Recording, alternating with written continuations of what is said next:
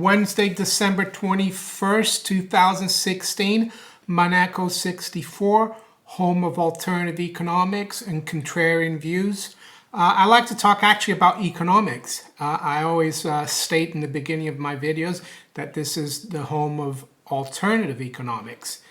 And we need to go back to the origin of the word economics, and it's from ancient Greek. Basically what it means, ecos, which is spelled O-I-K-O-S, means house, and nomos means custom or law. So it's the customs of the house. It's the rules that people should follow to maintain a good management of their household. That's all it means. But I think that word has been corrupted, especially in the last 120 years.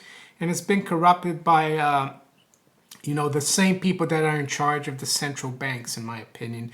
The same people that are in charge of world government, perpetuating big government, centralization. Those are the same people. They've hijacked this word, economics, and created a new science whereby, the state controls, all the households, the state controls the economics. And basically, I think that's a fallacy. And we need to go back to where economics actually means what it is, which is every individual, his family and household, they need to manage their affairs properly so they can keep running their household. And how do you do that? Well, let's say you own your household, you have a family, you have to provide for that family, you have to feed that family, you have to, pay for the utilities. And what's the only way to do that is to, create income. How do we create income? Either you have a business where you create income, or you have a job where you create income, and you try to stay solvent. It's very simple. But, the big, how can I say, statists and the Keynesians, they've made it into like a false science where the state or the government does not have to follow the rules of good house management. They've turned everything upside down. They say that, individuals, of course, should follow that rule or else they will go bankrupt. They need to work. If they don't pay their debts, they'll have to declare bankruptcy. But for governments, no. Governments, they need to actually spend and borrow in order to keep the economy going, which is a complete fallacy. It's just an excuse for the fiat money system as well. It's to justify the printing of money and the indebting of the public. But the public has been hoodwinked, in my opinion. A lot of people have, and they think that we need government to run the economy.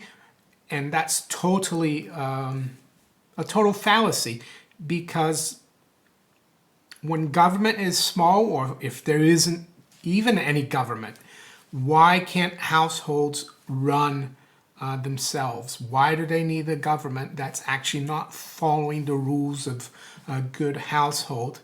Yeah, so the Keynesian economists, the neo-Keynesians nowadays, it's a complete fallacy. Like people like Paul Krugman from the New York Times, they always come up with the argument that if the economy goes into a recession, the government has to borrow and spend, to pick up the slack from the private sector. And we've been doing that for, 2-3 generations now. And look at what we've got in terms of national debt in every Western country. Look how big government is, like in France and some other European countries. The government is more than 50% of the economy. In the UK, it's, I don't know, about 45% to 50%. The US is less, but still way up there. And yeah, the Austrian School of Economics, I'm a proponent of that because they look at human action, and they espouse, the original meaning of economics, which is good housekeeping. They are proponents of small government as well. So that's the closest, that any, school of economics gets, in my opinion, to the original meaning of the Greek term, economics. And yes, I think that we really need to get away from all the statistics as well that have been, created, like GDP, CPI for inflation, government expenditures, fiscal policy, all the mumbo jumbo that we have today is not necessary. Back in the 1800s, prior to big government, I don't think people knew really. Does it really matter what the GDP of the country is? I don't think so. So all the macro economics and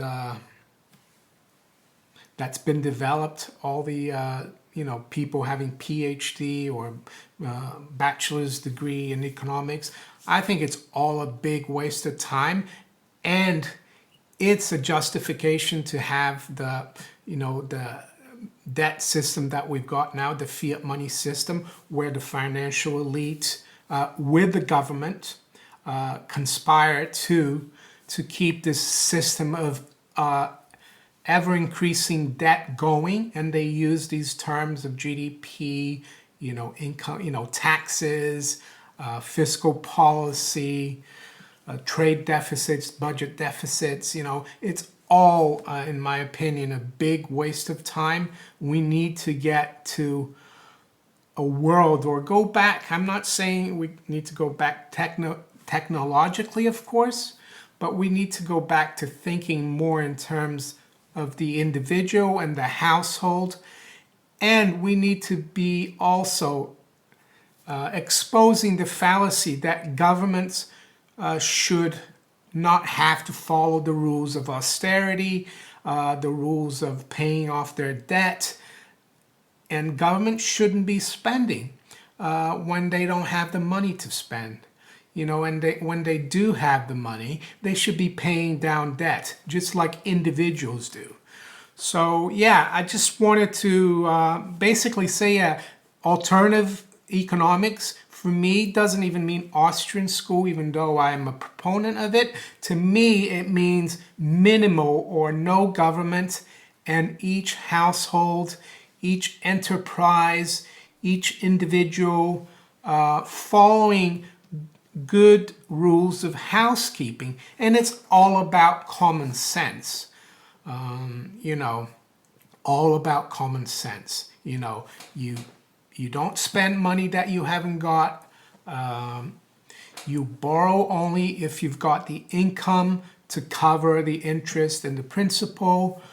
You borrow only to start an enterprise that you think will give you income. You don't borrow to consume. That's, in my opinion, a big mistake as well of this new, of the modern school of economics. And basically, I think the economics profession should not exist. It only exists because of big government, central banking, and the fiat money system. So that's what I wanted to talk about. It's a controversial subject, I know, but a few people have asked me, what should someone wanting to know about economics, what's the best quality or best, trait to have? And in my opinion, it's common sense. And living within your means and knowing what you need to do to keep your household going. You have a budget, you've got your income, and you got to make sure that they both match, or that the income is a little more than the the budget. And that's very simple. It should be the same thing for governments, but that's all gone out the window. So if you enjoyed this video, give me a thumbs up, share it far and wide. If you haven't subscribed to my channel yet, please do. If you'd like to donate, there's some links in the description below. I accept Bitcoin, BitGold. I've got PayPal and Patreon account. I'll talk to you later. Take care. Bye.